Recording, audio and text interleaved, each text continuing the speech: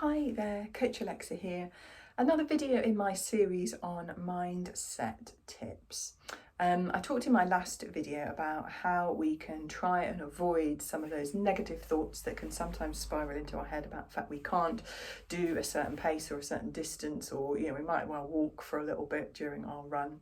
And this is another tactic that I'm going to talk you through to help with those situations today, and it is distraction.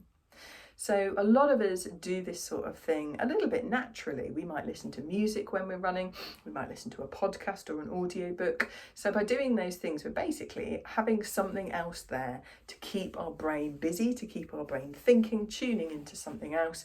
And that helps us avoid potential patterns of more internalized thoughts when we're maybe overanalyzing how we feel, or getting into some of those negative thinking patterns. So it can help us kind of break out of that.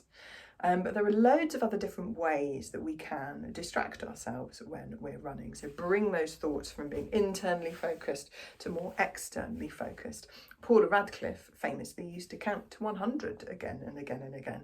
I certainly, in pre-GPS era marathons, just doing the maths on my mile pace by the time you got to mile 22 or 23 was distracting for almost the entire mile. Such was the mental arithmetic challenge and the state that my brain was in at the time. Other things that I really like, and a number of my runners have found quite useful, is to tune in to what is going on around us in that very moment that we're running in. It's sort of a nice crossover between some mindfulness techniques and actually doing some running. And that's staying in the moment, not worrying too much about what happened earlier in the run or worrying too much about what might happen in the next bit of the run, is a nice way to just calm some of those negative thoughts that might creep in. One of my favourite games is playing I Spy, so picking a letter and playing the game with myself as to how many things I could see around me at that moment that begin with that letter. But a way to broaden that out is to start involving all the senses. So I'm recording this video in the spring, well, all times of year, but I love the spring for just things that you can spot. New colours, new flowers coming up, the bright green buds on the trees. Maybe people are starting to mow their lawns, so you can see them mowing their lawn, but you can also smell them mowing their lawn. You can also hear them mowing the lawn. So you don't just have to pay attention to what you can see around you, sometimes tuning into what can we hear. Is there bird song? And their children playing in the playground that you've just run past? Can you hear what people are up to in their gardens? Can you maybe guess the type of car that's coming up behind you by the noise? Is it a van or a Ferrari? So lots of ways we can tune into our hearing.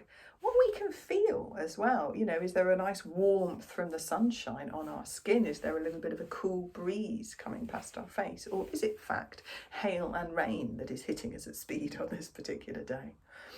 And I find, and there's a little bit of research to back this up, our sense of smell is actually connected to very deep parts of our brain. So thinking into what we can smell, like I mentioned, people cutting their lawns, that beautiful smell of freshly cut grass.